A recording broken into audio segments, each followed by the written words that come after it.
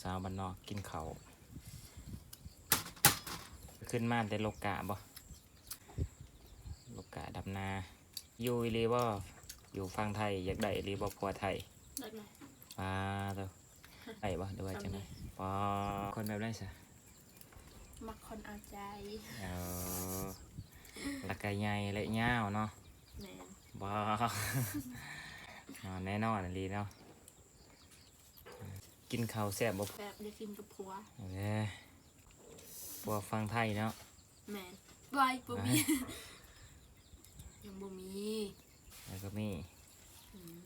อยากได้ผัวฟังไทยเราเอาใจเก่งผัวฟังไทยมีหยังดอก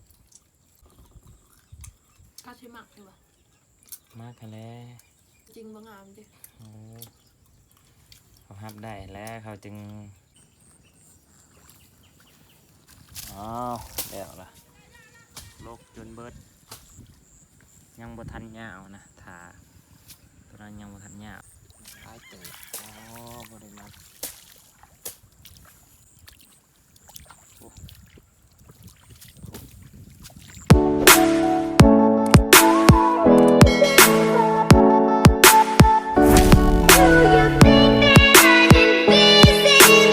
ทักทายสบายดีพ่อแม่พี่น้องสบายดี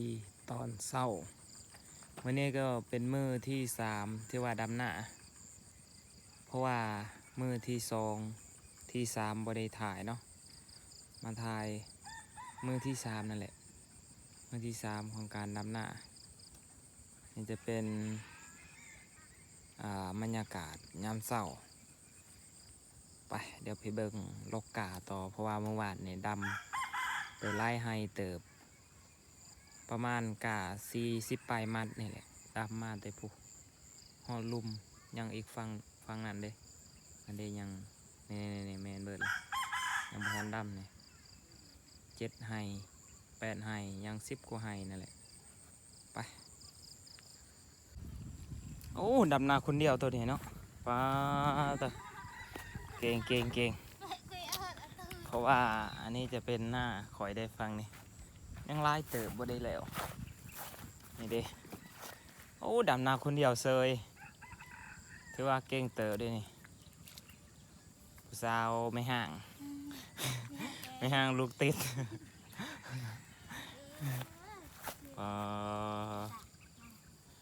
ดำนาคนเดียวแถวเพื่อสิแล้วนี่ไล่สมองเติบเรื่อยๆนี่พี่น้องว่าจักสมองฝากคอมเมนต์มาเนี่ย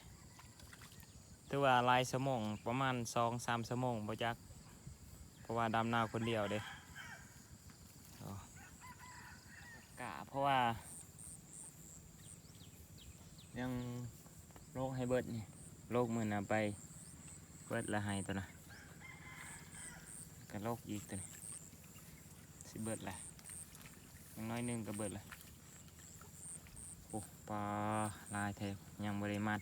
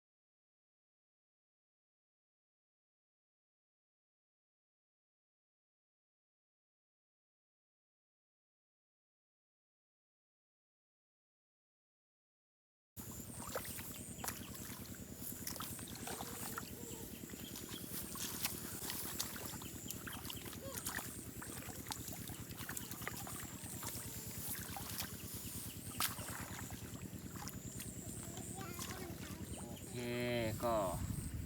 เบิดเลยเนาะถือว่าอย่างน้อยเดียวแล้วก็ซีมามัดแล้วบัดนี้ซีมามัดไว้ก็เบิดเลยแหละถือว่า คือหน้าส้มแท้อันนั้นล้างนานแล้ววะ ตื่นตีสาม ว้า ตื่นโลกา คือ ทำเอาบ่ พี ได้ เลยเนาะว้าเรียกอะไรโลกจนเบิดยังบ่ทันยาวนะถาตัวนั้นยังบ่ทันยาวเลยบอลนะ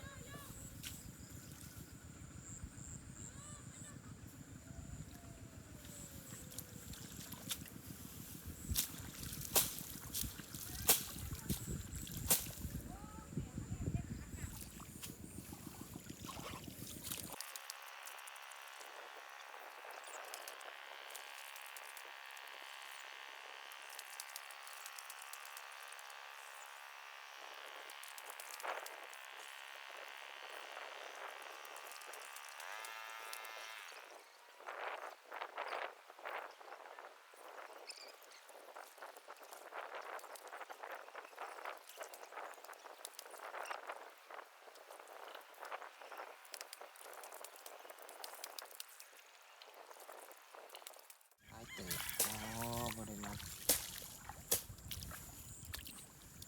โอ้โอ้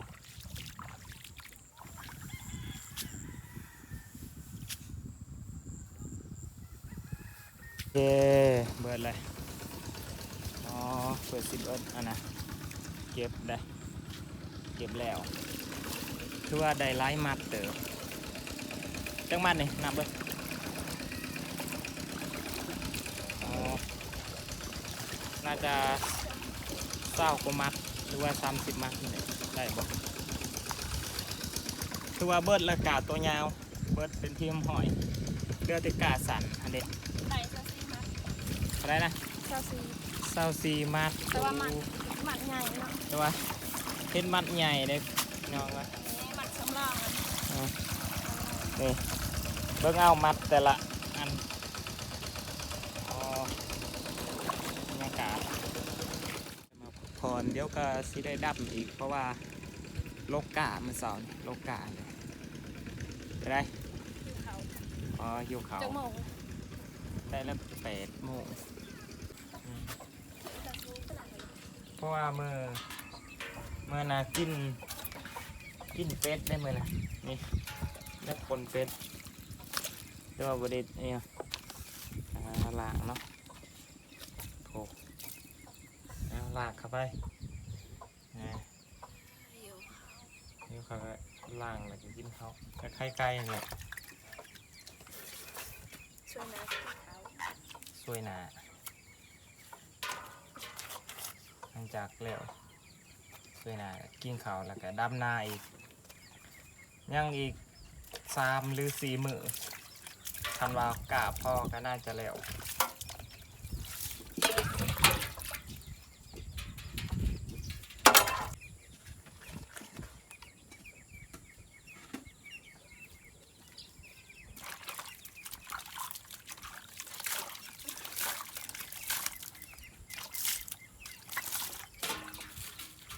เขาเลย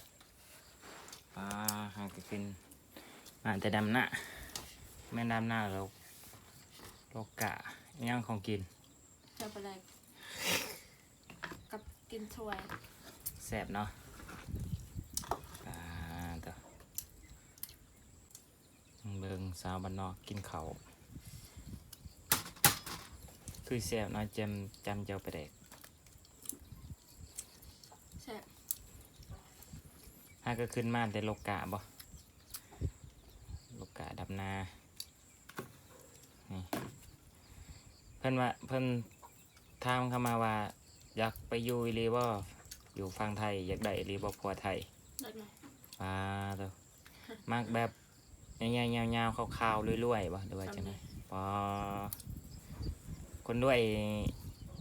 เลี้ยงได้แล้วเนาะ ไม่ได้มักคนด้วย มักคนแบบได้ซะ มักคนเอาใจ เอาแล้วก็ใหญ่และยาวเนาะ แมน บ่ แน่นอนลีเนาะ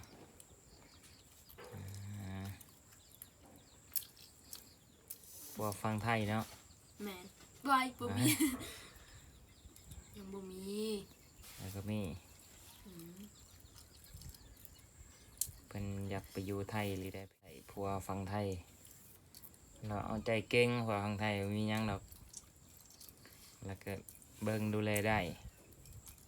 เนาะได้กินจำเจ้าประแดกพุ่นว่ะไปเป็นเนี่ยก็ลูกไผ่ฟังไทยเลย